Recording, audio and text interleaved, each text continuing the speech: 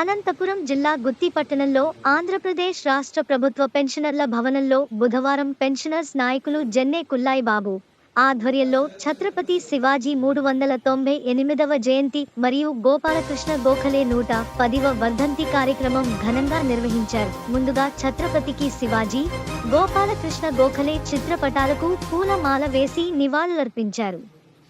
వారు అదనపు కార్యదర్శి జెన్నె కుల్లాయి బాబు ఛత్రపతి శివాజీ గారి సేవలు మరియు గోపాలకృష్ణ గోఖలే గారి అడుగు జాడలలో నడవాలని తెలిపారు. ఛత్రపతి శివాజీ రాజా భోంస్లే మరాఠా సామ్రాజ్యానికి ఎదురులేని చక్రవర్తిగా పేరుగాంచిన శివాజీ రాజా ముఖ్యంగా నలుగురు గురువుల శిక్షణలో అత్యంత పరాక్రమవంతుడు, ధైర్యవంతుడు మరియు మేధావి అయ్యారు. వీరి మొదటి గురువైన తల్లి జిజియాబాయ్, రెండవ గురువు దాదాజీ ఖండాదేవ్ వద్ద రాజకీయము, యుద్ధతంత్రము నేర్చుకున్నారు. 1674లో రాయగఢ్ కోటలో శివాజీ మహారాజ్ను క్షత్రియులు అందరికీ రాజుగా కీర్తిస్తూ ఛత్రపతి అనే బిరుదు ప్రదానం చేయడం జరిగింది. గోపాలకృష్ణ గోఖలే మహారాష్ట్రకు చెందిన భారత స్వాతంత్ర్య సమర యోధులు. వీరు లాలా లజపతి రాయ్, అనిబిసెంట్ వంటి నాయకులతో కలిసి స్వాతంత్ర్య పోరాటం సాగించారు.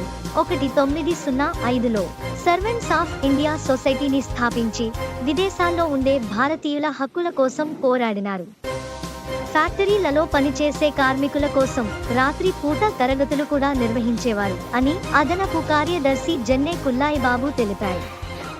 ఈ కార్యక్రమంలో అదనపు కార్యదర్శి Jenne Kullayi Babu, secretary Ram Mohan, joint secretary Lakshmi Narayana Reddy, Shaikshavali, Samuel, Narayana Reddy, Venkatesh, Chennareddy, Narayana Shetty, Hassan Ahmed తదితరులు పాల్గొన్నారు.